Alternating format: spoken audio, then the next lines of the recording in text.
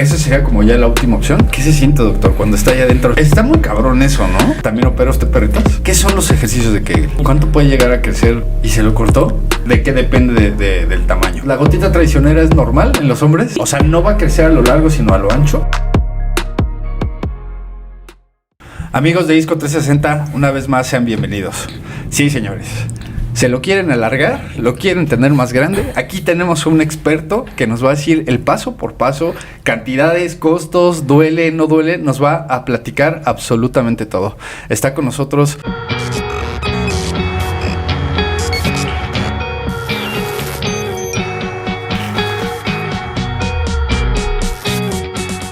Está con nosotros un experto en el nepe. Doctor, aquí tenemos una tradición que es brindar usted una persona sana que toma agüita, yo con mi maldito alcoholismo. Salud. Ya saben.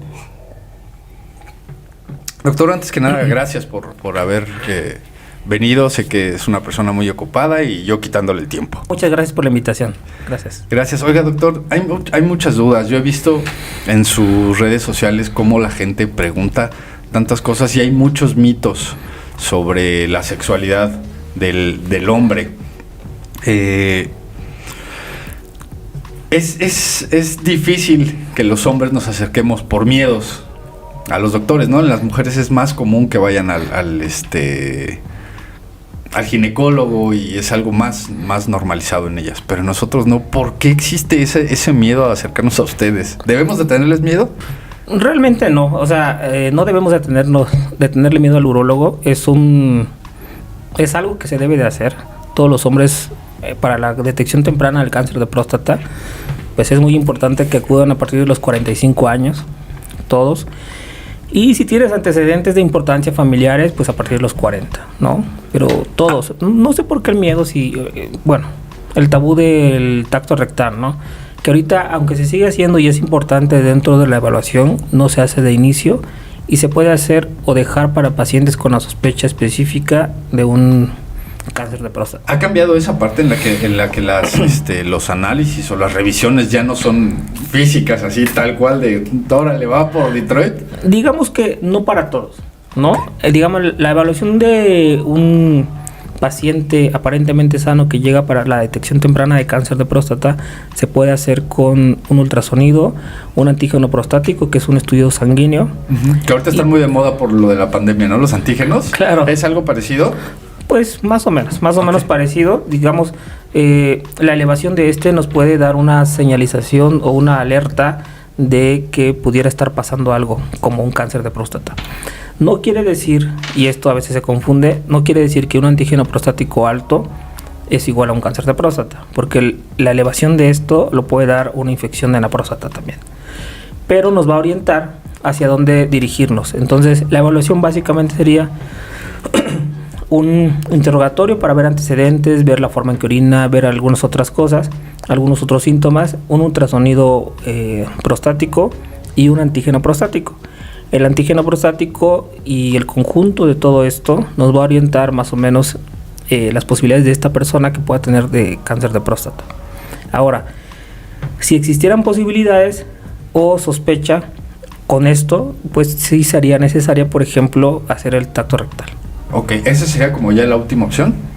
Pues se deja para este tipo de pacientes, en mi caso, solamente cuando ya hay una cierta sospecha por los antecedentes o los otros estudios. ¿Por qué nos va a ayudar el tacto? El tacto nos va a ayudar a detectar, por ejemplo, algunos de los tumores. Si ya tenemos la sospecha con el antígeno, con el ultrasonido, vamos a poder palpar, ¿no? Y podemos darnos una idea de cómo está la situación. ¿Qué se siente, doctor, cuando está ahí adentro? O sea, ¿qué es lo que debe de sentir usted para decir, ay, esto no está bien? ¿Y cuántos pacientes se han enamorado con eso? Sí, es lo que tú dices, ¿no? Habitualmente, por ejemplo, la consistencia de la próstata es como si tocaras la punta de tu nariz. Ok. O sea, toca la punta de tu nariz y esa debería ser la consistencia habitual de la próstata. O sea, como entonces, entre durita, Yo tengo un pinche grano aquí, entonces no, bueno, eso no lo debería sentir, ¿verdad? Creo que tú no cuentas por eso. Digamos, una sensación blanda, no tan blanda, pero consistente. Cuando estamos ante un cáncer de próstata, entonces es como si tocaras la mesa. Duro, totalmente. Está duro, ¿ok? Ok. Esto puede ser una bolita, si es un cáncer metastásico o extenso, que ya salió fuera de la próstata, la podemos tocar no solo una bolita, sino toda la próstata dura, ¿no? ¿Qué parte está? ¿Cómo es la próstata? A ver, explíquenos un poquito en dónde la tenemos. O sea, como hombres, seamos honestos, la verdad nosotros no nos cuidamos en esa parte. O sea, no es de que, como las mujeres, cuando desafortunadamente llegan a tener el cáncer de mama, que se tienen que hacer un tacto en los senos, es como más sencillo. Pero el hombre claro, no se va a estar metiendo el dedo, como ahorita lo que nos está explicando, para saber, ¿no? Digo, aparte se necesita un profesional como usted. Claro, pero es muy sencillo en el caso de los hombres. ¿Qué es lo que debe hacer un hombre? Es acudir con un urólogo para un interrogatorio y hará un ultrasonido y pedirá un antígeno prostático. ¿En dónde lo tenemos? Digamos, la próstata está situada por debajo de la vejiga. Ok. Y abrazando a la uretra. La uretra es el conducto que lleva la orina de la vejiga al exterior. ¿Ok? Y estaría por debajo de la vejiga abrazando la uretra, ¿no? Entonces hay una parte de la uretra que se llama uretra prostática, que es la parte prostática de la uretra. Okay. Digamos, la parte que involucra a la próstata. Que es ahí donde podría estar dañado el Por eso sistema. por eso es que, por ejemplo, algunos síntomas de crecimiento prostático, que no necesariamente el crecimiento prostático es cáncer, ¿no? Okay. Eso es importante. Pero algunos síntomas de crecimiento o inflamación de la próstata por algunas bacterias pueden dar síntomas obstructivos. Entonces, si estaba debajo de la vejiga y rodea la uretra, al conducto que va a llevar la orina al exterior, pues esta es la razón por la que los pacientes que tienen crecimiento prostático o inflamación de la próstata pueden tener síntomas obstructivos.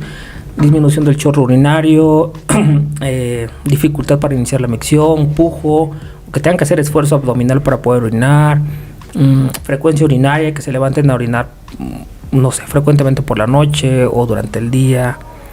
¿Eso también tiene que ver con la sexualidad? Claro, una prostatitis, por ejemplo, que es una inflamación de la próstata causada por algunas bacterias, va a afectar la salud sexual. Pacientes con esta enfermedad pueden tener disfunción eréctil, ¿no? O sea, va de la mano también.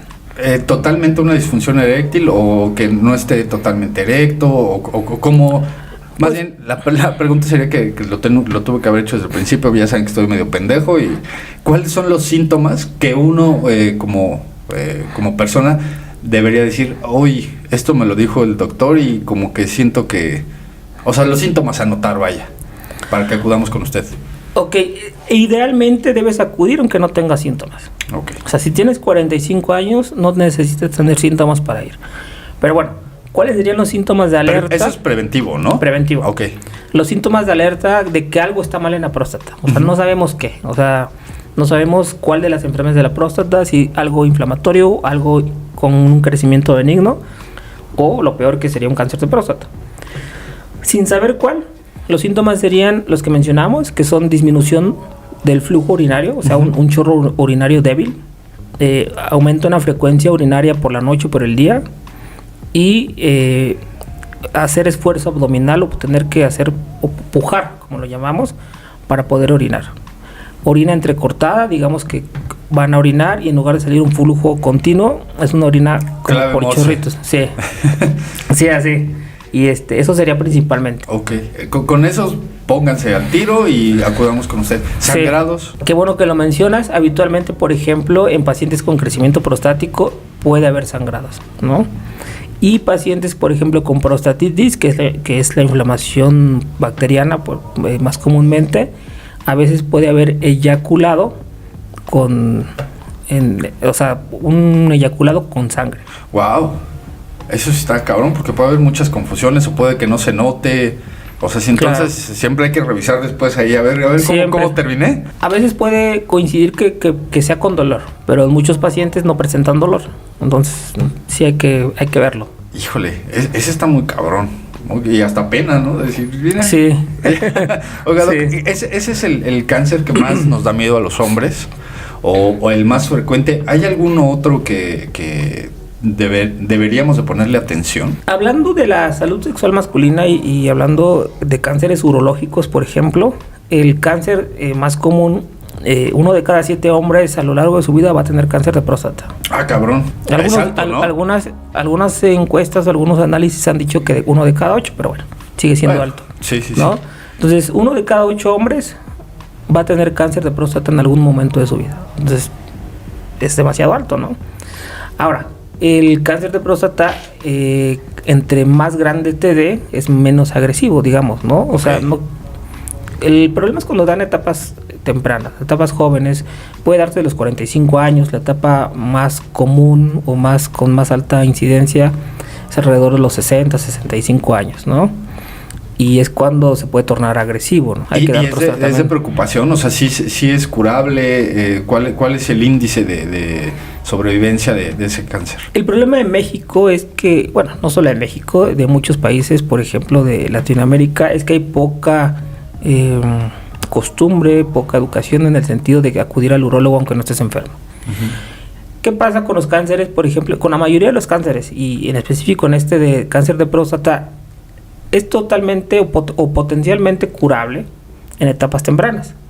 Si llega un cáncer de próstata en una etapa temprana, localizado únicamente a próstata, tú realizas una prostatectomía radical, por ejemplo, u otras técnicas que han salido también, y el paciente se va a curar, ¿no? Okay.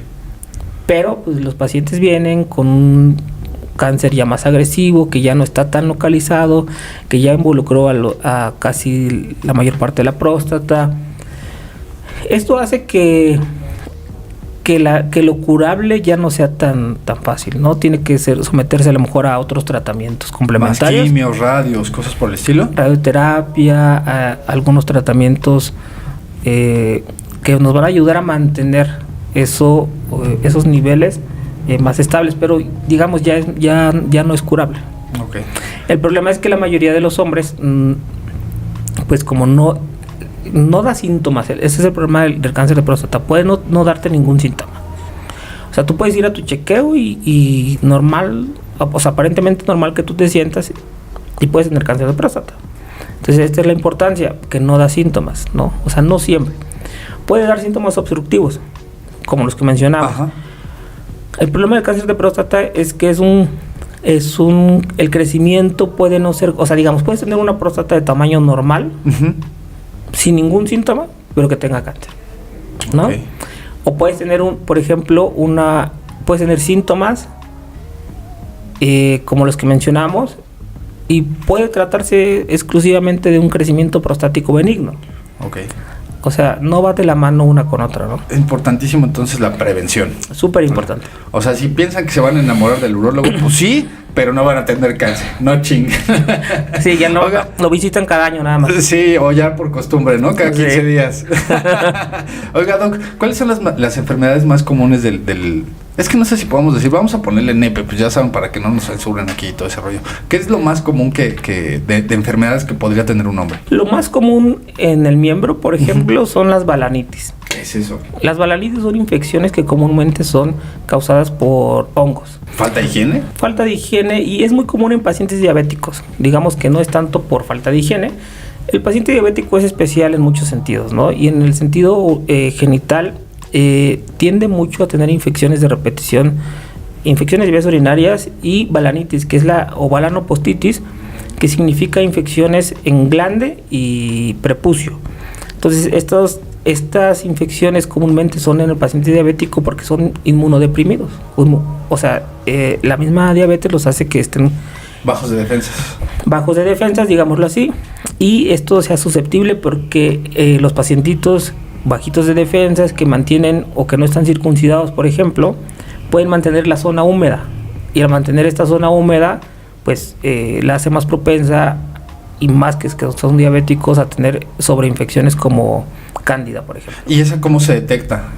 ¿Esa sí podría ser más física, más visual? El paciente se va a dar cuenta inmediatamente, va a tener ardor, va a tener comezón, va a tener un prepucio, glande rojo, molesto. Y es muy común que empiecen a hacer algo que se llama líquen escleroso. Entonces la piel se empieza a tornar cuarteada, como ya no con esa capacidad elástica que habitualmente tiene la piel.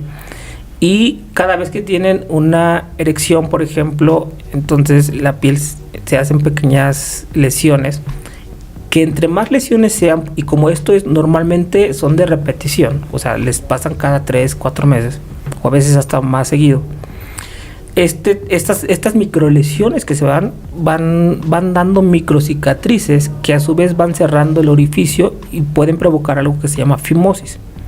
Esto es la incapacidad de retraer el prepucio sobre el glande y que no se pueda descubrir el glande. Pues. No mames, ya me dolió.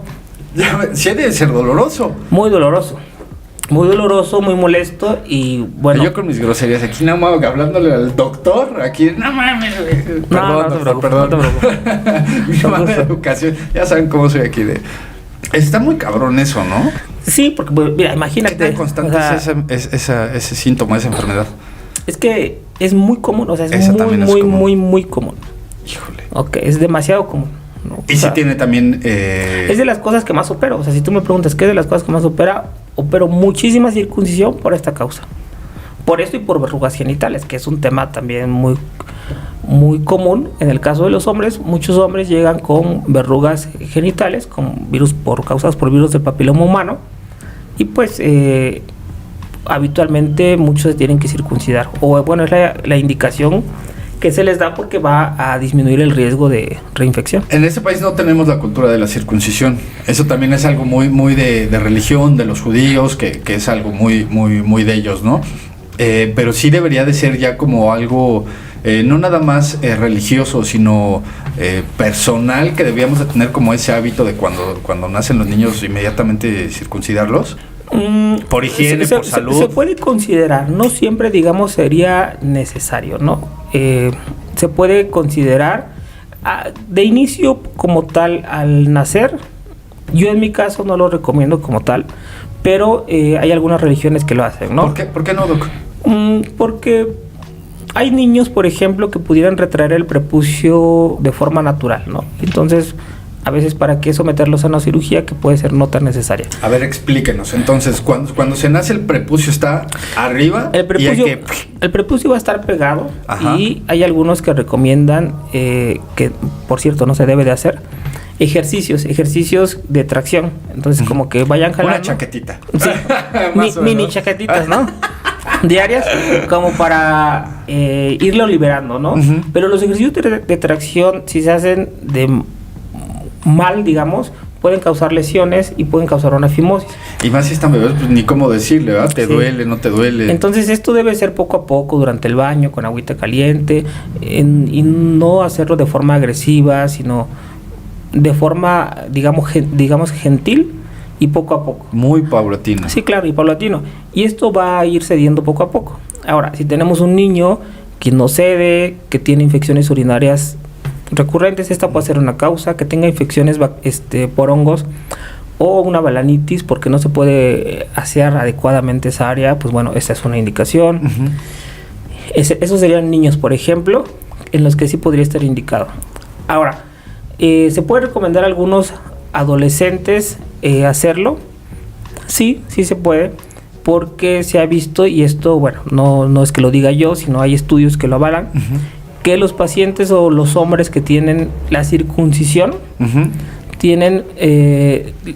han disminuido el riesgo en estudios se han visto que estos pacientes tienen menos riesgo de contraer infecciones de vías urinarias o algunas enfermedades de transmisión sexual. Wow.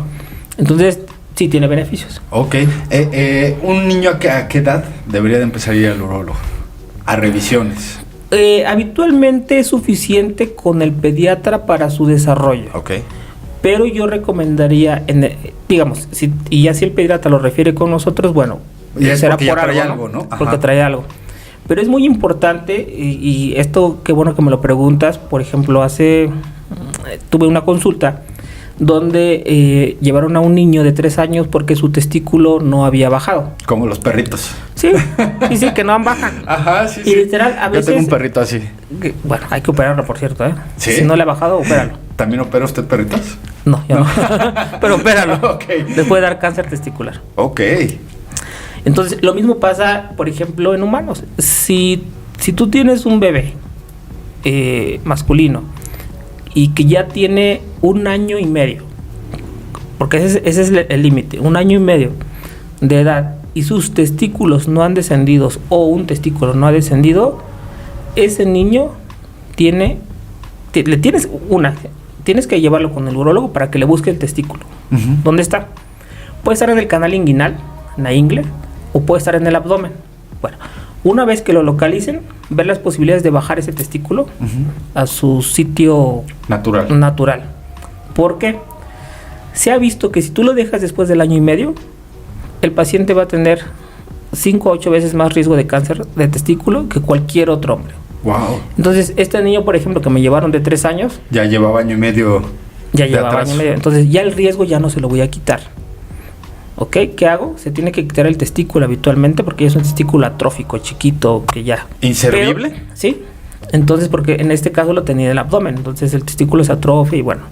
Entonces, este testículo de inicio se tiene que quitar. Ya se les negó el beneficio de poderlo bajar cuando se debió haber hecho. Ajá, en el tiempo adecuado. En el tiempo adecuado. Pero, a pesar de que se lo quité, ese niño tiene más riesgo de tener cáncer testicular en el otro testículo. ¿Es contagioso? No es contagioso, por decirlo de pero alguna manera. No es que sea contagioso porque no es una enfermedad bacteriana o de este tipo, Okay. ¿no? Viral. Más bien, el riesgo también aumenta en el contralateral. Por eso un paciente que tiene o que tuvo el antecedente de cáncer testicular, no sé, izquierdo, que le haya ido bien en la cirugía, que le quitaron el testículo, que se curó y todo, ese paciente tiene más riesgo de tener cáncer testicular del otro lado. Wow. Eso también es poco sabido, ¿no? Poco Claro. común. Es que no le damos, yo creo, el valor. A veces lo sexualizamos tanto y sentimos, ay, no, mi potencia, el pene, pero en realidad también tenemos muchos riesgos y no hay mucha difusión de las enfermedades que podemos tener del pene. Del pene y de los testículos, Ujú, ¿no? sí, claro. No, prácticamente no hay difusión. El otro día me hicieron una entrevista en un diario y antes de la entrevista justo hablé de cáncer testicular. Uh-huh. Y dentro de la entrevista salieron ellos a la calle a hacer alguna encuesta con los hombres que miraban ahí para preguntarles qué sabían del cáncer testicular. Uh-huh. Ninguno supo nada. Ninguno. Sí tenemos poca cultura, la verdad. Entonces yo dije, bueno, nadie sabe de esto. O sea, se le ha hecho mucho énfasis al cáncer de próstata, lo cual está bien. Uh-huh. O sea, está perfecto. Pero se ha dejado atrás o se ha hecho a un lado el cáncer testicular. Y el cáncer testicular, lo que la gente o los hombres no saben, es de que es el tumor sólido más frecuente en hombres de 15 a 39 años. O sea, después del de próstata sigue el testicular. Son grupos de diferentes edad. Es el tumor sólido más frecuente en hombres de 15 a 39 Okay. años. O sea, el hombre joven, ¿cuál es el tumor sólido más frecuente? El cáncer testicular. Wow. Y nadie lo sabe. Entonces es por eso que si tienes un hijo adolescente, 14, 15 años, llévalo al urólogo, que el urólogo lo revise, cómo están sus testículos, cómo está su desarrollo testicular, no solo por el cáncer testicular, sino por cómo está su desarrollo, ¿no? Y una vez que vaya a esta visita, a esta primera visita, el urólogo le va a decir, mira, tú te tienes que explorar los testículos de esta forma, ¿ok? Tocarlos, ¿Ahorita conócelos. nos explica cómo? Pues es muy sencillo, digamos, aquí no tenemos un modelo. Ok. Pero, a ver, ahorita no. pero es Nos muy censuran el sencillo. canal ahorita. Lo ideal es que, yo les puedo explicar, Uh-huh. pero lo ideal es que se acuda a esta primera visita. Básicamente es tomar el testículo con una mano, Uh-huh. ¿ok? ¿Sí? Con la mano no dominante, La izquierda. Ajá. ¿ok? Y con la otra, o sea, tomarlo para fijarlo, Ok. para que no se mueva, o sea, lo tomo y lo fijo. Ok. Y con la mano dominante lo toco en todos sus sentidos, de arriba hacia abajo, a los lados y todo. ¿Para qué? Para que yo conozca la consistencia y las irregularidades que pudieran existir. ¿Por qué? Porque si ahorita no noto ninguna irregularidad, cuando exista me voy a dar cuenta de que la hay, Ok. ¿no? Sí. Y es por eso que esta exploración la debes hacer una vez al mes. Las mujeres se tocan los pechos una vez al mes, Uh-huh. para ver si bolitas y eso. Aunque tú les digas cómo o digamos, si no van al ginecólogo no van a saber cómo se hace. Uh-huh. Entonces lo mismo pasa con esto, lo debes tocar una vez al mes para que tú puedas detectar cualquier anormalidad, punto doloroso o abultamiento que pudiera haber nuevo con el mes anterior. Esa es la mejor forma de prevenir el cáncer de testículo. Ok. Y esto es a partir de los 15 años, 14, 15 años, 13, o sea, en ese rango de edad, adolescencia, una pubertad, pues. Ok. Hay mitos. Ahorita al final tengo ahí unas preguntas como mitos, pero ya que tocó esta parte de que pues, a veces hay que mochar un testículo o mutilar o, ¿cómo se dice? Una necropsia o no sé. ¿Cómo se dice, Doc? En el caso de un cáncer se llama orquiectomía para quitar el testículo. Ok, bueno, que no tenemos un huevo, ¿no? Básicamente. Bueno, quien no tiene, yo sí tengo los dos. Eso repercute en la sensación placentera o en el desempeño sexual de un hombre, en la erección, en algo. En nada, absolutamente. Nada. Si el otro testículo es sano, el hecho de que te quiten un testículo, tú puedes llevar una vida totalmente normal. Normal. Y hay pacientes, por ejemplo, que les pega mucho la cuestión psicológica, Ajá. ¿no? Así como o sea, está todo normal, pero la cuestión psicológica, no tener un testículo, o a muchos nos limita, por ejemplo, el de buscar una pareja, porque la pareja se va a dar cuenta que él tiene un testículo. ¿Visualmente cambia? Cambia visualmente. Sí. La bolsa escrotal. Cambia porque se ve como vacía de un lado. Y más arrugadita, ¿no? Más arrugadita, sí. Porque ya está más comprimido. Sí, porque no hay algo que estaba, ¿no? Entonces, claro. se va a ver así, y a muchos pacientes esta cuestión psicológica como que les pega mucho, ¿no? Pero también para ellos hay solución. Entonces, se puede poner una prótesis testicular. Ah, ok. Que solamente va a cumplir cuestiones estéticas, digamos. No funcionales. La prótesis testicular, exacto, no funcionales. No tiene ninguna función, no produce nada. ¿Qué les pone canicas o qué? Una canicota, ¿no? Sí, una bombocha. Es silicón. Silicón Okay. como el que... No sé. Silicón... Como el de las mujeres. Grado médico, obviamente. Se les pone y pues simula la presencia de un... ¿Y si quisieran hacerlo por estética nada más? No, porque alguien me lo preguntaba. De hecho, recibí un mensaje en mis redes y me dijeron: doctor, quiero tenerlos más grandes. Grandotes, de aguacate. No, pues no. O sea, no se puede porque no puedo poner una prótesis testicular donde hay un testículo. ¿Y si se lo quitan? Vamos a suponer que ya tiene hijos, ya no quiere reproducirse o no quiere tener hijos. Bueno, por la razón que sea que le dijeron, pues móchemelos y póngame unos grandotes. No, porque acuérdate que que los testículos producen testosterona. Ok. Entonces no solo es la cuestión de la producción de espermatozoides, es la producción de testosterona, es lo que nos hace diferente a las mujeres, es la hormona masculina, pues, ¿no? Ok. Entonces los pacientes que digamos que les tenemos que quitar los testículos, ambos testículos, por alguna razón, por una de ellas, por ejemplo, es el cáncer de próstata. Algunos pacientes, no todos, que tienen cáncer de próstata, parte del tratamiento es hacerles una castración, ya sea quirúrgica o química. Química es a través de una inyección, un medicamento que se pone para bajar los niveles de testosterona al suelo, y la quirúrgica es precisamente quitar los testículos para bajar los niveles de testosterona al suelo. Que es un tema... Entonces, no, perdón. Entonces esos pacientes, por ejemplo, pues quedan sin testosterona, ¿no? ¿Qué es lo que se sugiere en algunos lugares para los violadores, no? La castración química. Exacto, eso es lo que han sugerido, lo cual estaría ¿Serviría? bastante bien. Pues sí, digamos que tendrían una testosterona... El líbido no estaría a flote. Cero. Bueno, eso ya es otra cuestión que después Sí. platicaremos también. Me gustaría que lo platicáramos con una psicóloga y todo ese rollo.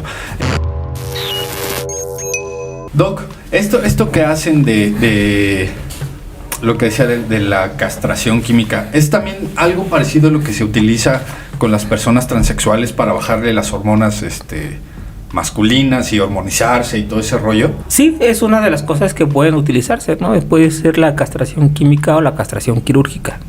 Que la castración quirúrgica sería, pues, quitar los testículos, y la castración química sería como poner un medicamento que hace que los niveles de testosterona se bajen. Y después viene que la vaginoplastia. ¿Usted hace vaginoplastías? No, esa parte no la realizo, pero hay gente especializada en México también que puede realizar, por ejemplo, se llama cirugía transgénero. Ah, ok. Cirugía transgénero, que hay muy buenos especialistas, por ejemplo, en algunas zonas del norte. Ok, aquí tuvimos unas personas transgénero y nos platicaban que sí dejan de tener sensaciones. ¿Es verdad eso? O sea, ya no tienen el mismo placer, cortan, no sé si... ¿Qué puede ser? ¿Cómo? ¿Sí es verdad eso? No tengo mucha experiencia en el tema, pero lo que sí sé es de que es una cirugía reconstructiva bastante compleja y bastante compleja, la llamaría yo, de hacer, porque involucra muchas cosas. Es algo, o sea, vas a hacer algo nuevo, algo que no existe, y vas a reconstruir con lo que tienes. Entonces esto puede, como cualquier cirugía de este tipo reconstructiva, puede afectar a ciertas terminaciones nerviosas, ajá, ¿no? Entonces sí puede alterar, obviamente, la sensibilidad. Híjole, estaría interesantísimo después que nos pudieran platicar de ese tema, ¿no? Sí. ¿Sí sabe de alguien?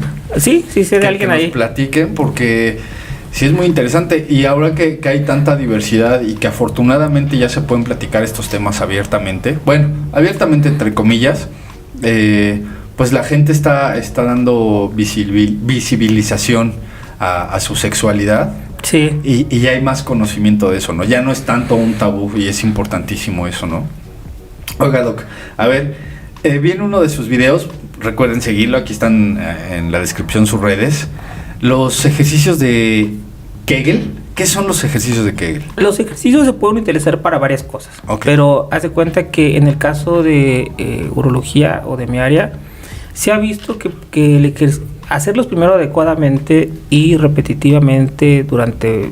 Esto no es cuestión, digamos, como de 2-3 días de que los hice y ya voy a notar cambios, ¿no?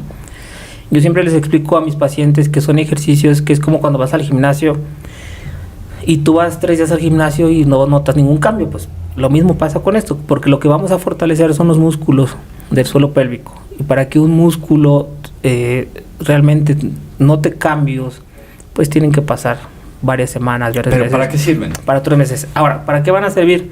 Nos pueden ayudar como algo complementario para la eyaculación precoz, okay, ¿no? Entonces la eyaculación precoz es un tema un poco complejo que puede requerir de varias técnicas.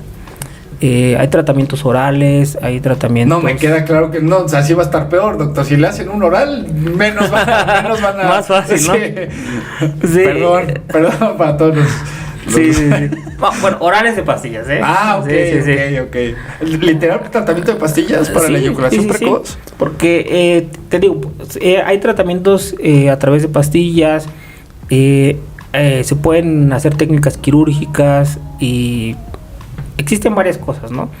Pero los ejercicios van a ayudar a controlar esto en algunas personas. Si se hacen bien, repetitivo y durante varias semanas, puede también ayudar a mejorar la cuestión de la función eréctil, ¿no? Entonces, porque forman parte del proceso para que haya una erección y te pueden ayudar también.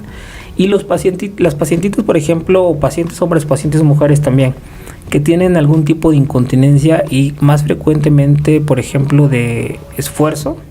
De esfuerzo me refiero a la incontinencia o la pérdida urinaria que se da cuando nosotros, no sé, tosemos, reímos, estornudamos, que es más frecuente en mujeres, ¿no? Uh-huh. Hay algunas mujeres que por la cuestión de embarazos, partos o edad pueden tener pérdidas involuntarias de orina al realizar algún esfuerzo físico, cargar algo, toser, reír, estornudar, que las va limitando de su vida social porque pues es muy incómodo para ellas uh-huh. estar en una reunión, toser, reír y que haya escapes de orina, ¿no?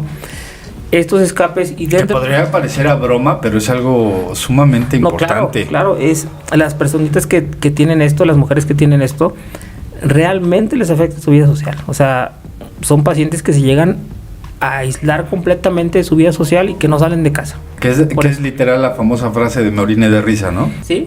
Que es real. Wow. Es real y es bastante común. Y algunos pensarían que es una enfermedad específica de pacientes, no sé, de la tercera edad. Y efectivamente es más común en ellas, pero no quiere decir que no se pueda presentar en una paciente de 30 años.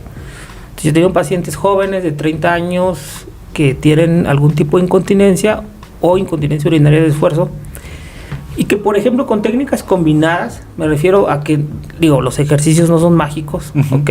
Pero es algo como coadyuvante a otras terapias que nos pueden ayudar a mejorar los resultados. ¿Y cuáles son los ejercicios? No, si se pueden saber o eso tienen que ir con ustedes. No. Cáiganle con su lanita para que les dé el tip. No, hay un video ahí, fíjate, sobre esos ejercicios que me llamó mucho la atención y no se me había ocurrido, es una forma fácil de explicar. Digamos, los pacientes la duda siempre es qué músculo o qué tengo que apretar para que yo pueda saber que estoy haciendo bien los ejercicios. Ajá. Y por ahí alguien decía, con que aprieta el músculo como que quisieras. Imagínate que te vas a hacer, que vas a evacuar, no hay un baño cerca. Ok. Y que tienes que apretar. Ajá. ¿No? Ese es el músculo que tienes que apretar. ¿Ok? Que es el periné. Todos lo están haciendo ahorita, todos. Yo lo hice. Sí, yo lo hice. sí, lo pueden hacer, exacto. En este momento lo estaba haciendo. Sí, también yo lo hice, de hecho, ahorita para explicar. Ok. Y es algo como sencillo, ¿no? Como que de esa forma a veces le decimos, no, es que tiene que apretar abajo, pero ¿cómo abajo? Ajá. Y ya, bueno, imagínese esto en esta situación y apriete ahí. Y se aprieta el periné, toda la parte, en el caso de los hombres, entre los testículos y el ano, es la parte que se siente que se aprieta. Esos son los ejercicios. Okay. Pero hacerlos de forma correcta es hacerlo en una posición relajada, acostado o de lado, acostado o en el caso de mujeres, relajada, con el abdomen relajado, y que solamente el músculo que estés apretando, que esté tenso, sea ese. Ok, ¿y si vamos en el coche manejando? Bueno, ¿podría ser? Sí, sí, claro. O sea, lo puedes hacer durante todo el día, las veces que quieras, porque es algo que visualmente no lo estás viendo. O sea, tú lo puedes estar haciendo ahorita, tú puedes estar comiendo con alguien y estar haciendo o entrevistando a alguien y haciéndolo. Sí. Okay. Sí, sí, sí. Y eso nos va a ayudar para la nos puede ayudar para la eyaculación precoz, nos puede ayudar para mejorar la función eréctil en conjunto con otras cosas, y nos puede ayudar, y más comúnmente en mujeres, para la incontinencia urinaria de esfuerzo. Ok. ¿Cuánto tiempo? ¿Cuántas veces? Idealmente se tienen que hacer ejercicios en la mañana y en la noche, ¿no? Si no se puede, por lo menos una vez al día, pero de forma relajada, como te decía, y no nada más es como de apretar, ¿no? Se tiene que hacer, digamos, con cierta técnica que ya se le explica bien en el consultorio, pero prácticamente es esa contracción o eso que sentiste que se apretó, tú debes de mantenerlo durante... ¿Se me notó, doctor? Te vi la cara. Te vi la cara rara. Sí. Pero digamos que Qué pena. Que lo debes de mantener, ¿no? Así como sostenido, para que realmente haga su labor. Okay. Y después relajar, sostener y relajar. Y ya se van indicando como un número de series, vamos aumentando el número de series, literal como cuando vas al gimnasio. Okay. ¿No? Tú vas al gimnasio y primero pues no aguantas nada. ¿No? Ajá. Y vas aumentándole en peso, vas aumentándole en eso. Aquí no podemos aumentar en peso, pero aumentamos la forma en que sostenemos. Lo sostenemos más tiempo. Más tiempo. Y podemos hacer más repeticiones. Okay. Pero tenemos que ir o sea, básicamente es calistecnia anal. Pues, ¿no? Sí. Más o menos. Sí. Perineal sería. Perineal. Perineal. Sí, yo ya saben que soy un maldito grosero. Doc, una duda que salud. Es que se me olvidó decirles que ya cayó el alcoholismo el doctor ahorita aquí, ya. No quería, pero está rico. Saludos a todos los que me están viendo. Doc, ¿a qué edad deja de...? Vamos a empezar ya con preguntas más, ya no tan técnicas y dudas que tenemos cualquier ser humano. ¿A qué edad deja de crecer? Bueno, más o menos de la edad que deja de crecer sería como entre los 18 y 21 años. Ok. No hay una regla. O sea, ya valí. Sí, ya. Se pasaste como unos 10 años, ya no. Más como el doble. 41, mira, estoy en la edad. Ya estás en la edad de la próstata. Sí. Ahorita aquí terminando el ahorita lo que te puede crecer es la próstata.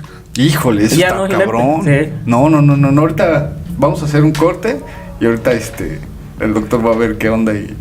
15 minutos más tarde. No me voy a dejar el reloj, doctor. No traje guantes. No, ya, a ver, serios. Bueno, yo, ¿cuánto puede llegar a crecer? ¿A qué edad? 21 años, ¿por qué a esa edad? ¿Las hormonas? ¿Qué onda? Forma parte del desarrollo del genitourinario del hombre, ¿no? Entonces es una cuestión hormonal y entonces habitualmente el desarrollo suele parar entre los 18 y los 21 años. Comúnmente los 21 años. ¿Cuánto puede llegar a crecer? ¿De qué depende del tamaño? Mucho va a depender, si eres de Camerún, pues... Sí, no. Mucho, pues no. Pero no, sí. Un tripié. Ahí está el de WhatsApp, ¿no? Sí, no. Sí, no. Pero, a ver, ese es otro mito. O sea, aquí hemos tenido... tuve un actor... Vean ese video, está muy interesante. Y el güey vive lejísimos. Es su arma de trabajo. Sí, y es gigoló y todo el rollo, o sea, de eso vive el güey. Y me ha comentado también que a veces no es tan bueno tener una herramienta tan grande. Eso, ¿quién la tiene? Y también estuvo aquí una actriz, no por, y también decía, es que también tan grande no está tan chido.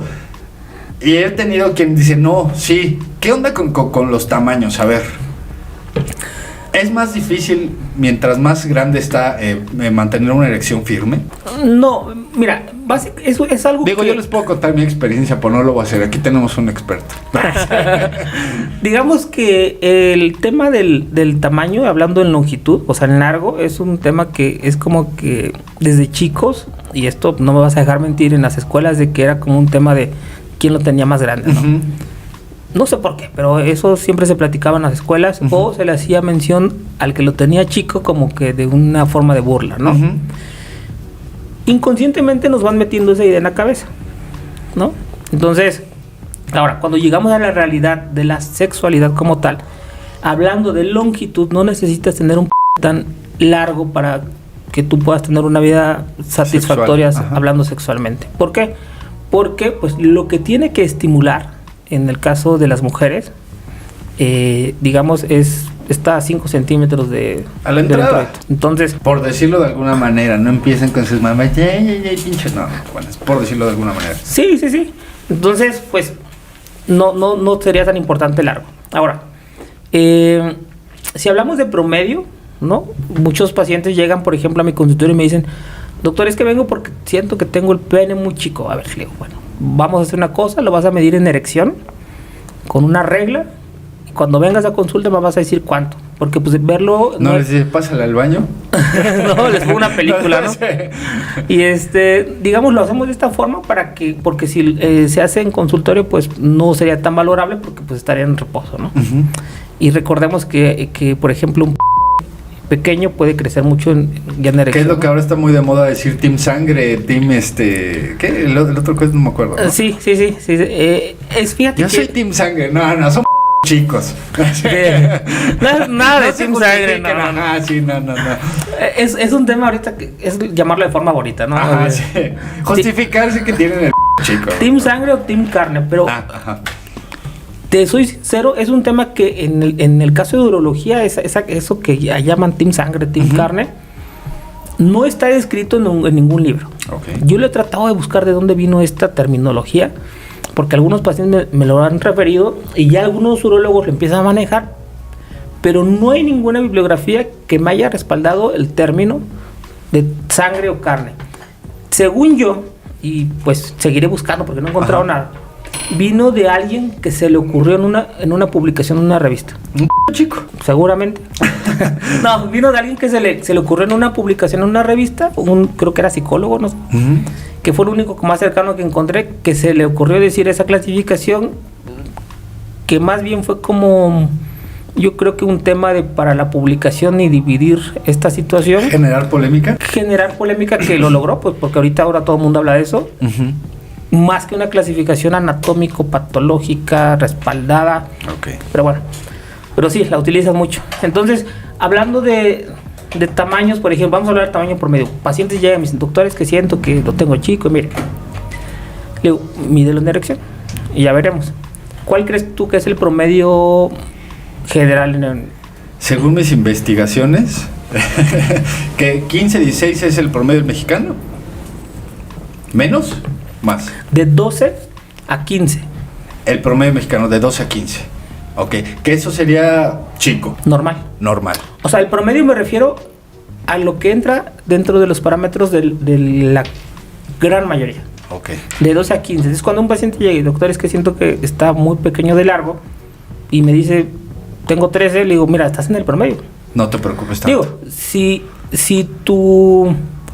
si te estás comparando en base, y es que eso es lo que pasa mucho, exacto, pacientes jóvenes, digamos que ven mucho NOPOR, uh-huh, o en adolescencia que empiezan a ver mucho NOPOR, es cuando se empieza a formar este trauma de, bueno, el vato de la película tiene como 20 centímetros, uh-huh, y luego se ven y dicen, yo tengo 12, no, pues estoy... Claro. Pero claro. lo que no saben... Eso es parte de la educación también, Claro. ¿no? Y ahorita todo lo que nos dan las redes sociales, la inmediatez, el poder acceder a información que a lo mejor no deberíamos de acceder, hace que mentalmente uno se sumerja en cosas que no deberían de ser En una malas. realidad que no existe. Exacto.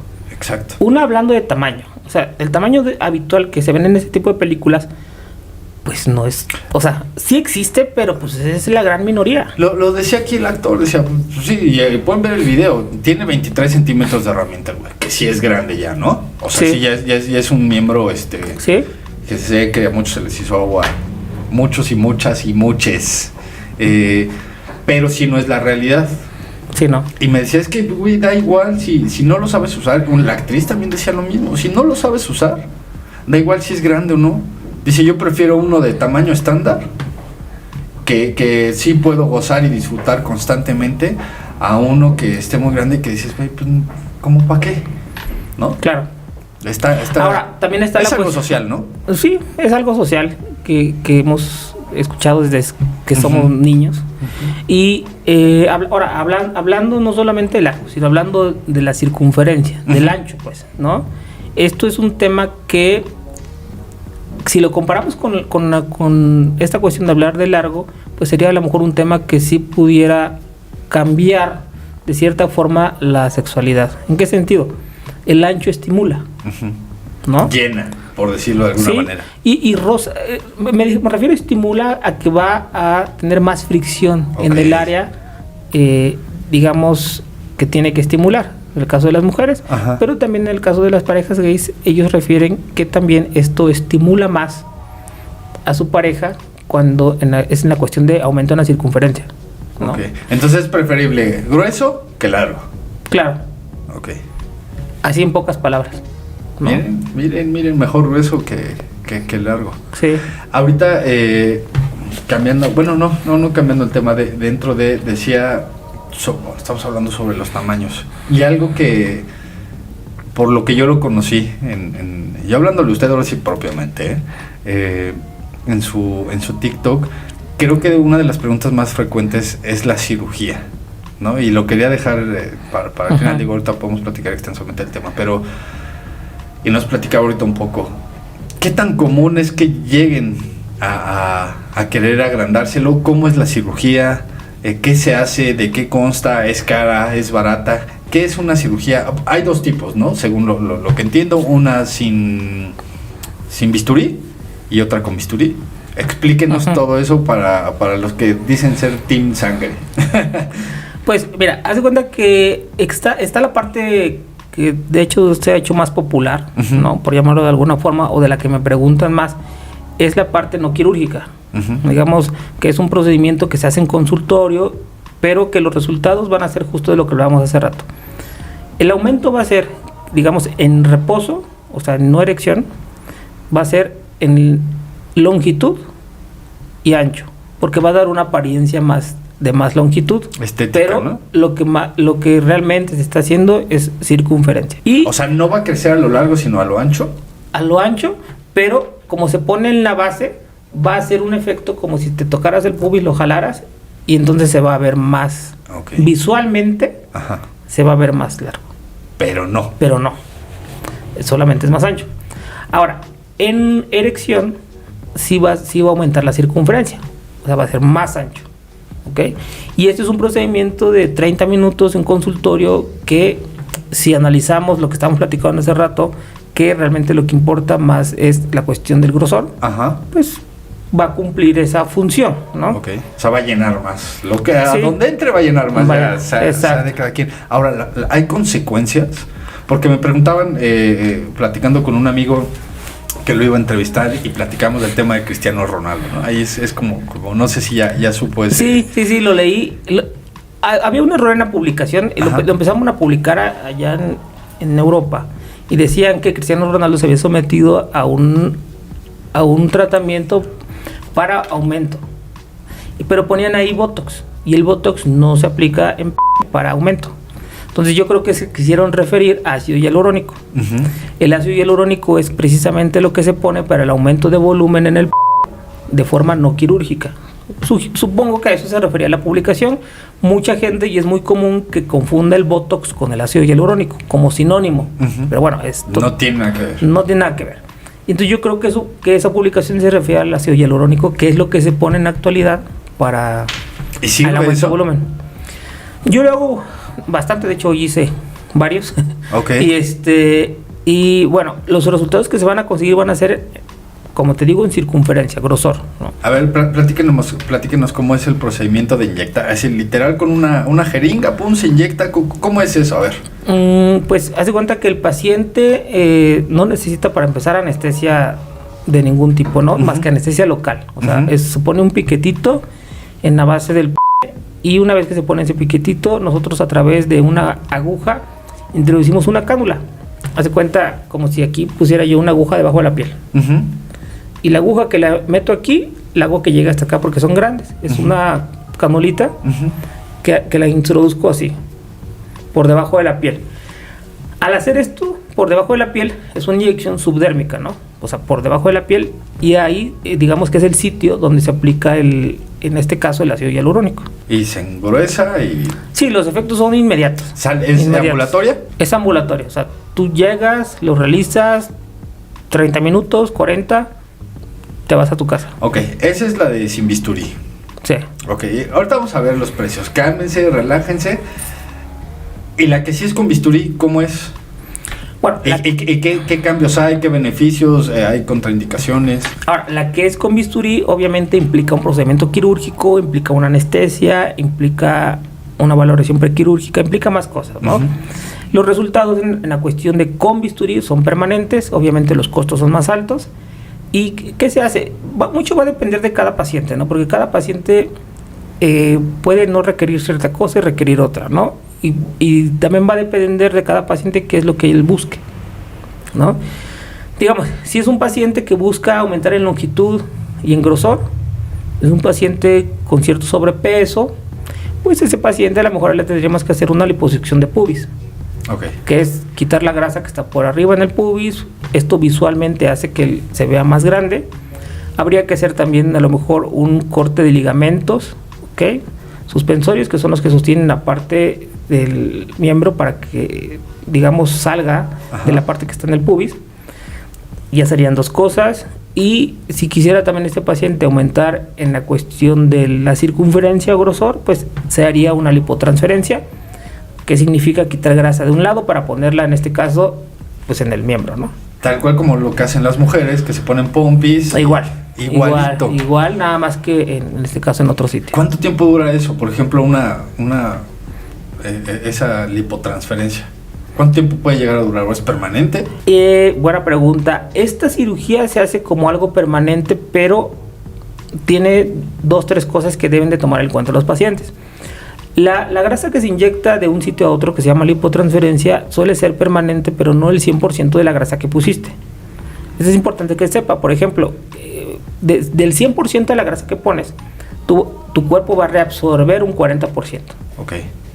Entonces, del volumen que inicialmente tenías con el 100%, debes de tener en cuenta que va a reducir el 40%. Es como la hinchazón, digamos, ¿no? Más Sí. o menos. O sea, se hinchó y ¡pum! En los absorbe. primeros 3 meses más o menos. Ok. Y una vez que se reabsorbió, lo que haya quedado después de esos 3 meses, pues habitualmente es lo que Lo que va a quedar. va a quedar, ¿no? Que sí hay diferencia. ¿Y cuánto tiempo va a permanecer eso? O sea, ¿así ya es permanente? Ya eso ya es permanente. Ya. ¿Y tiene consecuencias? O sea, por ejemplo, nos decía hace rato de la inyección. Pues ahí tenemos terminales, tenemos venitas. Hay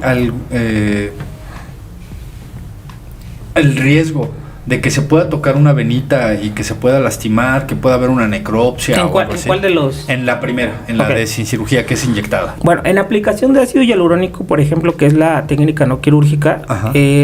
como todo procedimiento de este tipo, con esta aplicación, sí, o sea, no está exento de complicaciones. Ok. Sí puede haber.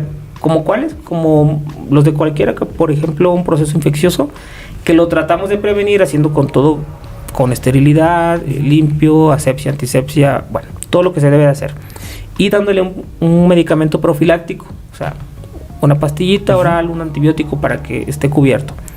Pero bueno, eso es, digamos, como que un riesgo. Algo que pudiera pasar también es que el paciente rechace el ácido. ¿no? El ácido. Ajá. ¿Qué se hace en esos casos? Pues se intenta con algunos medicamentos orales para que esto ceda. Si no cede, entonces... Se lo cortan. No. Se resuelve muy fácilmente. Se aplica un medicamento que se llama hialuronidasa. Ajá. La hialuronidasa es, digamos, va a consumir o va a disolver al ácido hialurónico. Entonces tú pones hialuronidasa y lo absorbe. ¿Y qué tanto se consume? ¿El 100% o puede quedar una deformidad? Sí, aquí va a depender de cómo lo apliques, pero tú puedes hacerlo en 1 o 2 o 3 sesiones si quieres que se quite el 100%. ¿No queda como mueganito ahí así, todo como cheto? Lo consume literal. Ok, entonces no hay riesgo en eso que quede una deformidad, porque a mí me contaron, yo no lo tengo, ahorita se los enseño y no está así, que sí podía quedar a llegar alguna deformidad. Se pueden formar granulomas, eso sí. Granulomas son, digamos, zonas duras donde el material se concentra y en estos casos lo que se debe de aplicar, y puede provocar una deformidad, lo que tú mencionas, pero en estos casos tienes que aplicar esto que estamos hablando directamente sobre el granuloma. ¿Igual inyectado? De la misma forma. Ok. Entonces va a degradar ese granuloma que se formó. Ya para ir a la parte final, dos temas. Uno, bueno, ahorita estábamos en los temas de la cirugía. ¿Cuánto cuesta una cirugía de ese tipo? La que nos comentaba que es el no quirúrgico. La no quirúrgica y la quirúrgica. Bueno, el engrosamiento sin cirugía tiene un costo aproximado que va, hablando en pesos mexicanos. Aquí dólares, por favor, aquí manejamos puro dólar. Es que muchos me preguntan dólares, por eso siempre lo aclaro, porque luego hay, por ejemplo, espectadores de otros países que manejan pesos, entonces se confunde este asunto, ¿no? Dólares, aquí manejamos dolarito. Pero bueno, euro. Hablando de dólares, podría ir más o menos que de los 1,700 a los 2,200, 2,300 dólares. La no quirúrgica. La no quirúrgica, o sea, pesos mexicanos, 40,000 pesos por ahí así más o menos. Como de 34,000 a 45,000 pesos. ¿De qué depende la variación? De la cantidad. Ok. O sea, hay quien sí necesita más. Hay quien necesita más o hay quien se quiere poner más. Ok. ¿Y la otra? La cuestión de la quirúrgica, mucho va a depender de varios factores. De lo que vaya a ocupar realmente, o sea, me refiero a, como te dije, puede consistir de varios procedimientos, o puede consistir de 2 procedimientos. Es más como personalizado, ¿me entiendes? Okay. Pero el promedio va a ir de los 120 a 150,000 pesos mexicanos. Ok, como 7,000 dólares. De 6,000 a 7,500 dólares. Ok, No sé. Ese sí es una muy buena lana. Sí. Digo, el otro también. También. Es que realmente son procedimientos que igual no son económicos, no. Seamos sinceros. Son procedimientos puramente estéticos, ¿no? Entonces, sí, no son inseguros. Confórmense con lo que tienen y hagan feliz a su pareja o lonche, lo que traigan. Pero fíjate que ese tema, por ejemplo, de lo que platicamos de la inseguridad, no te imaginas, y no digo que esté bien o que esté mal, ¿no? Porque muchas veces, por ejemplo, vamos a compararlo como en el caso de las mujeres que se ponen pechos. No es que no tengan, o sea, tienen, pero quieren más, ¿me entiendes? Y es un tema más como de que las hace sentir bien, ¿no? De seguridad propia. Seguridad, ¿no? O autoestima, no sé, pero las hace sentir bien a ellas. Y fíjate que pasa algo muy similar en el caso de los hombres. Tengo pacientes que me han llegado y me han dicho, doctor, es que toda mi vida he estado acomplejado, pacientes que tienen 40, 45 años, Ajá. Toda mi vida he estado acomplejado porque tengo el muy delgado. Y por eso estoy aquí. Ok, lo hacen y les cambia la mentalidad. Lo hacen y regresan felices. Ok. Esto es un tema también como de no es tan malo, vaya, ¿no? Sí. O sea, sí es una cuestión de autoestima. Claro. Ok. Claro, ¿no? Entonces, pues a ellos les ayuda. Yo siempre antes de hacer ese tipo de procedimientos, les digo, bueno, yo les voy a ser sinceros. Dentro de la longitud está usted dentro del promedio. O sea, chiquito no está. Sí, exacto. Pero si aún así usted quiere hacerlo, claro, bueno, lo podemos hacer. O sabe que, o sea, digamos que no es hacer por hacer, ¿no? ¿Me entiendes? O sea, si el paciente lo hace feliz, ¿Hay algún tipo de evaluación para que usted diga si lo hago o no lo hago, o cualquiera que llegue con usted lo puede hacer? A cualquiera se le puede hacer en el sentido de estricto de que sí pudiera ser candidato, a lo mejor no a todo, pero sí a ciertas cosas, ¿no?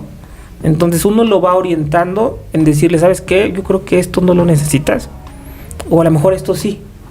O hay pacientes que estuvieron gorditos, bajaron de peso y la parte del pubis les quedó como lo que les esconde, les da pena ponerse un traje de baño porque pues no se nota. No se nota. El bulto.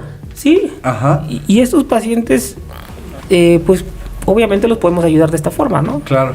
Sí, pues Entonces, lo que decíamos, claro. ya es una cuestión mental, autoestima, no es nada más la cuestión física de realmente o satisfacer a otra persona. Que ese es otro tema, es ¿no? satisfacerse a uno mismo. Exactamente, que ese es otro tema que sexualizamos mucho la parte y decir, dependiendo del tamaño, soy más o menos persona para complacer a alguien más, ¿no? O sea, primero debe ser uno. Y a lo mejor yo no me siento a gusto, por ejemplo, con esta situación. ¿Hay algo que me pueda ayudar? Y es totalmente válido, ¿no? Sí. Ha de haber visto de todos los tamaños y todos los sabores y colores y cuál ha sido el más chiquito y el más grandote. Eso ya son temas morbosos, pero pues todos los queremos saber, no nos hagamos pendejos. Pues te soy sincero, la gran mayoría está en el promedio. ¿Sí? O sea, muchos me preguntan, por ejemplo, Doc, y bueno, y los pacientes que es de los que les hace algún tipo de estos procedimientos, o sea, realmente está muy chico. Le digo, pues el más chico 10 centímetros, pero pues no se aleja mucho el promedio. ¿Pero 10 centímetros que erecto? Erecto. O sea que sería más o menos un tanto así. Sí. Nada, sí está chiquito, ¿no? Pues está ¿Uno más chiquito? Está 2 centímetros debajo del promedio, pero realmente... ¿Y más chiquito los ha visto así? ¿Realmente chiquitos? Sí, claro. O sea, es que se ve algo muy chiquito. ¿Cuál ha sido el más chiquito? Díganos. No va a decir nombres, Doc. No, pero son penes, por ejemplo, que sí pueden tener una longitud de 5 centímetros. Así. Wow. Que ya aquí vienen otras cuestiones, ya no tanto de genética, vienen cuestiones hormonales, vienen cuestiones de enfermedades asociadas, vienen otro tipo de cosas que también a estos pacientes los podemos ayudar, por ejemplo. ¿Qué es lo que le iba a preguntar? ¿Esos son candidatos a operarse? Totalmente, no son candidatos al otro. Ok. ¿Y el más grande? Habitualmente no llegan porque no lo ocupan, ¿no? Ah, claro. Entonces, claro, pero sí le tocó ver por alguna circunstancia de enfermedad. Había un paciente, por ejemplo, que llegó y se hizo precisamente lo de engrosamiento. La verdad es que no lo necesitaba y era un paciente a lo mejor con un pene en erección como de 20 centímetros. Entonces, como Leo Curi. No, todavía Leo Curi está más cabrón, ¿no? Sí, entonces pues se lo hizo porque quiso, ¿no? Y porque tenía lana, ¿no? Porque tenía lana. Pero por eso te digo, no aquí es más cuestión como de gustos, ¿no? Claro. Personales. Sí, totalmente. Ahí me suena como un poco raro la parte en la que hemos platicado de la autoestima ahorita, ¿no? Ese cuate pues tenía la autoestima grande, por llamarlo de alguna manera, y aún así lo necesitaba. Entonces también es una cuestión mental. Y aún así exacto, es una cuestión mental. Es una cuestión de que a pesar de que no lo necesitaba, él quería más. ¿No? ¿Está bien? Totalmente. ¿Qué le ha pasado dentro de las cirugías, doctor? ¿Cuál ha sido el caso más raro que le ha llegado? Pues siempre hay muchos casos raros, ¿no? Pero me acuerdo mucho de uno que estuvo muy raro, de hecho. Un pacientito, me hablaron un día así con una urgencia médica de un hospital, que si podía yo valorar a un paciente. Y el médico que me estaba presentando al paciente me decía, Doc, es que el paciente metió su miembro en un valero, pero pues yo no le acababa de entender, ¿no? Pero no es que no te entiendo, ¿cómo que en un valero? O sea, yo me imaginaba el valero de... Ajá, de jugar el capirucho. Pero ¿cómo que lo metió? No entendía yo esa parte, ¿no? No, sí, Doc, o sea, le digo, ¿sabes qué? No te entiendo qué me estás diciendo. ¿Cómo que lo metió en un valero? O sea...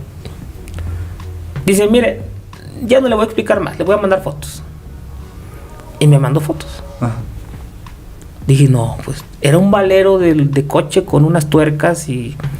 O sea, de hecho, se metió el valero. Ajá. Y se metió 2 tuercas o rondanas, ¿cómo se llaman? Sí, como tuercas, rondanas, ¿no? ajá. Así. Ok. Bueno, la cosa es que se puso 3 cosas aquí. Se lo puso con el miembro flácido. Ajá. Se las puso en una base. Pero pues se empezó a ver una erección. Quedaron atoradas. Y al haber una erección, esto funcionó como una liga que no permite el retorno sanguíneo, o sea, que la sangre vuelva a pasar por ahí. Ajá. Y pues lo atrapó. ¿Qué pedo? Se superinflamó, o sea, ¿has visto las berenjenas? Sí. Bueno, era una Es berenjena. color. Y color y ancho. Ok. O sea, era una berenjena totalmente así. Y en la parte de aquí, de hecho, del grado de inflamación que tenía, ya ni siquiera se alcanzaban a ver las tuercas porque ya lo había cubierto. Como cuando te pones el cinturón, estás Wow. con la lonjita que lo cubre. Ajá. Así. Ya lo había cubierto, entonces. Y lo vi con ya cambios en la coloración, lo vi pues ya un poco frío, digamos, estaba perdiendo temperatura. Dije, no, pues se lo voy a tener que Claro. cortar. ¿Y se lo cortó? No, la verdad es que pensé en cortárselo, pero pues obviamente quieres hacer siempre lo menos. Le dio penita, ¿no? Sí. Así que este güey ya valió más de su vida. Sí. Sexual. Sí. Bueno, quién sabe de su Y género, psicológica, y imagínate, Claro. ¿no? Y siempre quieres ofrecerle lo menos agresivo, ¿no? Entonces, ya estando ahí, pues lo único que se me ocurrió fue hablarle a un herrero. ¿no? ¿Cómo? Le hablé a un herrero, porque era, o sea, no había forma de quitar un valero y dos tuercas porque tenían un grosor, yo no sé de qué eran esas valeras y tuercas, pero, o sea, no eran delgaditas, tenían un grosor como de 1 centímetro. Ajá. O sea, yo tenía que conseguir algo que cortara un metal de un grueso de 1 centímetro. Obviamente en el quirófano no tienen una herramienta de ese tamaño. No, para no eso. existe. Claro. No existe en el quirófano para eso. Entonces dije, bueno, yo no se la puedo quitar con una pinza porque tiene 1 centímetro de grueso de cada lado. Pues dije, pues necesito una cosa de esas para que utilizan ¿Un esmeril? un esmeril, los herreros para cortar sus fierros. ¿Cómo? Entonces yo estaba a las 10 de la noche buscando un herrero que me ayudara a cortar un fierro. Tampoco me entendía cuando le expliqué. Pues no. Y le dije lo mismo. ¿Sabes qué? No te voy a explicar más, te voy a mandar una foto. Ya cuando vio la foto, pues se espantó y dijo, no, pues sí voy. Pues también él quería como vivir la experiencia, Claro. yo quería que me ayudara. ¿En su vida va a volver a vivir algo así? El Sí, no, herrero? ya no. ¿Ni usted? No, ¿Trabajar con un espero que herrero? no. Espero que no. Bueno, usted que sí no es se- más sí. fácil que suceda. Pero llegó, lo vestí de médico, entró conmigo al quirófano y pues lo cortamos. No Tal cortamos cual. el pene, cortamos y tuvimos que hacer 2 cortes porque si hacíamos un corte, como era tan grueso y tan duro, no lo podíamos abrir. Tuvimos que hacer corte para quitarlo Lo de la parte del medio. así, para quitarlo como una naranja. Y obviamente si había un riesgo de alguna laceración, supongo. Totalmente, porque esto lo tenías que ir controlando. Tú sabes que eso es difícil a veces. Ellos tienen experiencia en eso, ¿no? O sea, ¿pero qué llegó con una herramienta así tal cual? ¿O una máquina? ¿O cómo? Con el esmeril ese con el Ok. que corta. Yo lo cubría o trataba de proteger la piel del Qué pene loco. con cosas ahí, pinzas y todo, para que no en un corte se fuera a ir y pues imagínate, mocharse, lo ¿no? mocha, ¿no? Castrarlo, Pero no pasó. ¿Es una castración? Sí, no pasó. Afortunadamente quitamos, nos tardamos porque eran 3, o sea, no era ni siquiera 1, eran 3, o sea, uno, lo quitamos, uno. ¿Y lo tuvo que anestesiar? Tardamos. Sí, con una sí. cirugía? Fue una cirugía formal, entró el anestesiólogo. Formal. O sea, él no se dio cuenta. Pues sí se dio cuenta porque era una anestesia regional, entonces todo Ok. lo escuchaba. Como estábamos batallando ahí. ¿Y cómo quedó el nepe ahí? Lastimado porque pues eso estuvo apretando ahí algún tiempo. Yo me esperé hasta que vi totalmente recuperado con una buena coloración. Me esperé porque si no recuperaba la coloración yo tenía que quitar el miembro. Pues afortunadamente se recuperó. Pues se hizo Qué debridación de toda la parte que se necrosó, la piel.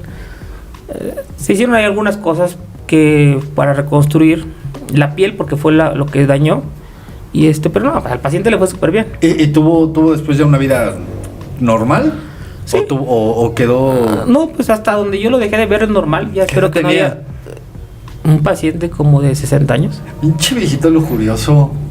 Eso ya es un rollo mental, ¿no? Algún problema mental que debe de traer. Pues normal no es, ¿no? Sí, no es normal. no, Y no. espero no lo haya vuelto a hacer.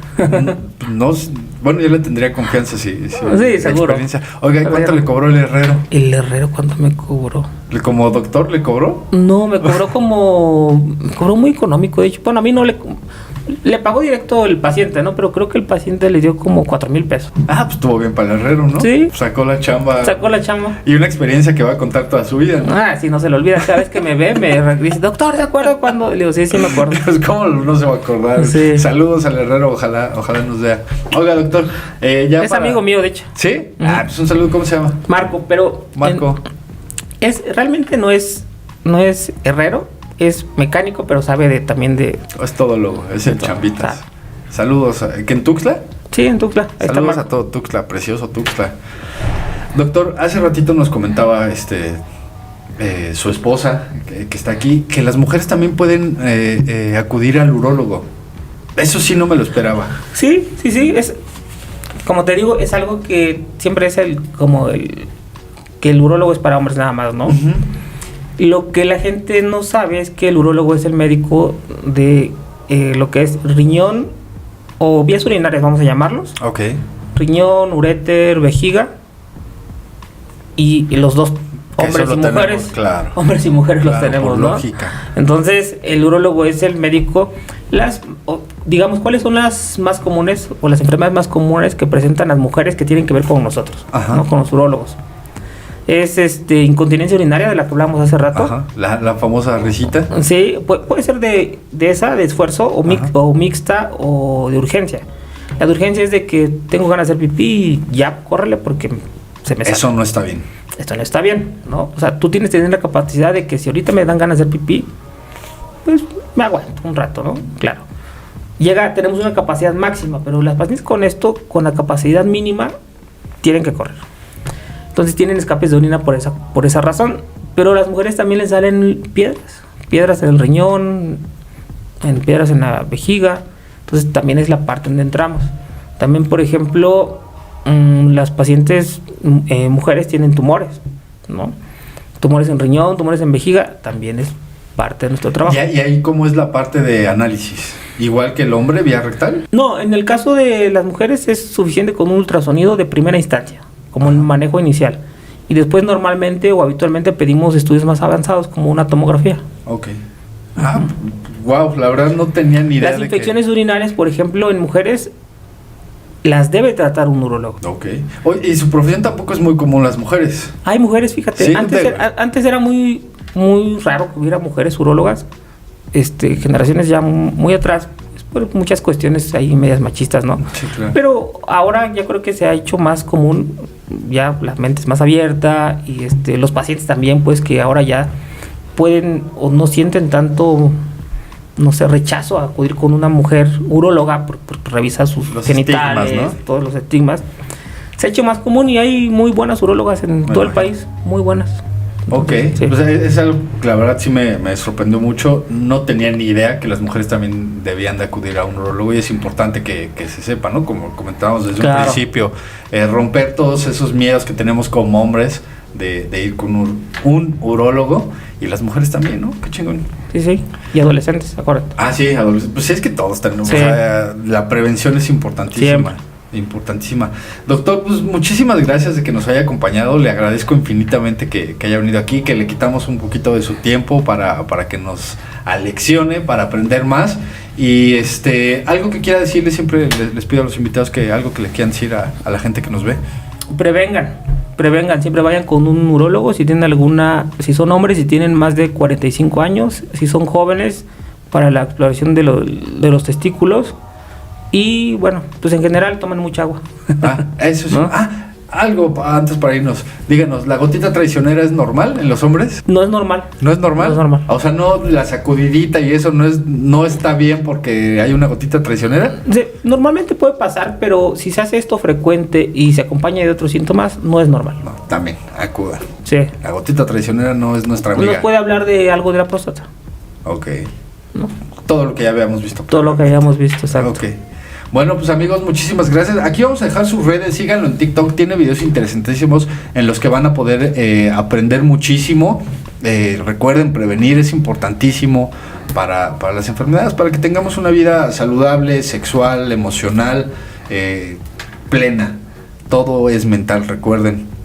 Entonces sigan allí al doctor en sus redes sociales. Aquí están abajo en la descripción. Nos vemos la próxima. Bye.